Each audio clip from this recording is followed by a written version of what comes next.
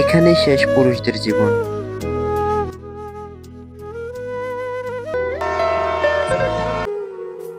আসসালামু আলাইকুম, সবাইকে স্বাগতম নতুন আরো একটি ভিডিওতে। এই মুহূর্তে আমি আছি কসবা রেলওয়ে স্টেশন। এই রেলওয়ে স্টেশন থেকে ঢাকা চট্টগ্রাম যেতে পারবেন খুব সহজেই বেশ কয়েকটি ট্রেনের মাধ্যমে। একটা পুরুষ মানুষ তার পরিবারের কাছে অতিথির মতো মনে হয়, কারণ সে জানে না এখন থেকে 1 ঘন্টা পর সে কোথায় যাবে। কসবা রেলওয়ে স্টেশনে আজকে অনেক যাত্রী যার যার গন্তব্যে যাওয়ার জন্য প্রত্যেকেই প্রস্তুত। দীর্ঘদিন বাড়িতে ছুটি কাটিয়ে এবার যাবার পালা। তাই আমাকে বিদায় জানাতে আমার সাথে এসেছে রাসেল, তানিম, আমির।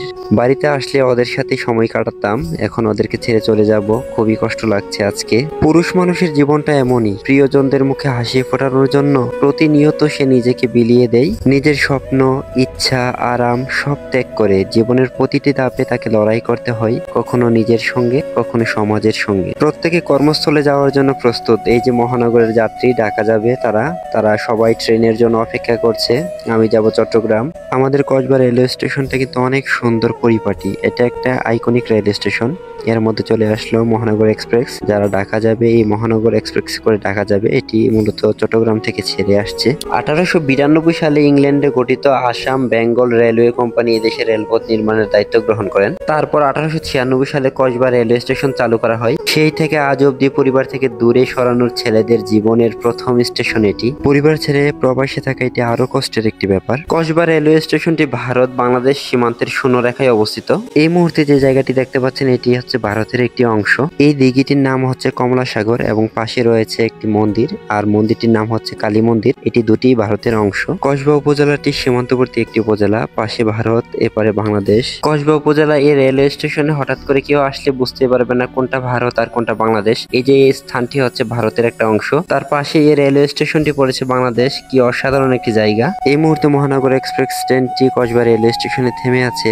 অনেক যাত্রী উঠছে, নামছে, কেউ পরিবারের কাছে আসছে, আবার কেউ পরিবার থেকে বিদায় নিয়ে নতুন করে কর্মস্থলে ফিরছে। আসলে প্রত্যেকেই চায় তার পরিবারের সাথে সময় কাটাতে, প্রত্যেকেই চায় সব সময় তার পরিবারের পাশে থাকতে।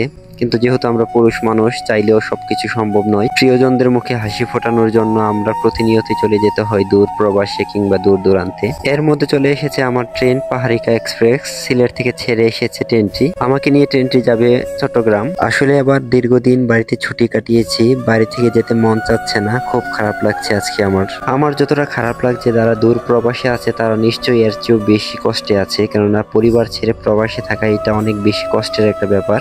রাসেল, তানিম, আমির ওরাও কিছুদিন পর বিদেশ চলে যাবে। তোমাদের সাথে আবার ইনশাআল্লাহ বেঁচে থাকে দেখা হবে। তোমরা দুইজনেই চলে যাবা, তিনজনে বিদেশে চলে যাচ্ছ।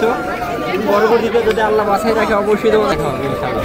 আমি যখন বাড়ি থেকে চলে আসি তখন মা রাস্তার পাশে এসে দাঁড়িয়ে থাকে যতক্ষণ না পর্যন্ত আমাকে দেখা যায়। আসলে পৃথিবীর সকল মা বাবা চায় তার ছেলে সন্তান তার পাশে থাকুক, কিন্তু বাস্তবতার কাছে আমরা হেরে যাই সব সময়। জীবন জীবিকার তাগিদে পরিবারের মানুষের মুখে হাসি ফোটানোর জন্য আমাদেরকে দূর দূরান্তে, দূর প্রবাসে ছুটে চলতে হয় সব সময়। আজকে আমাকে বিদায় দিচ্ছে রাসেল, তানিম ও আমির। আমিও তাদেরকে হাত নাড়িয়ে বিদায় দিচ্ছি, অথচ তারাও দুদিন পরে চলে যাবে বিদেশে। তাদেরকেও বিদায় দেওয়ার জন্য আরো একজন আসবে। এটাই হচ্ছে পুরুষদের জীবন। নীরবে সকল কষ্ট লুকিয়ে রাখতে হয় নিজেদের মধ্যে। তবে একটা কথা কি জানেন, সবার জীবন একরকম না। সকল পুরুষ জীবনে সফল হতে পারে না। তাই সব সময় যে একটা মানুষ জয়ী হবে এমন ধারণা ভুল। তাই আপনার প্রিয়জনকে সবসময় সাপোর্ট করুন এবং প্রিয়জনের পাশে থাকুন।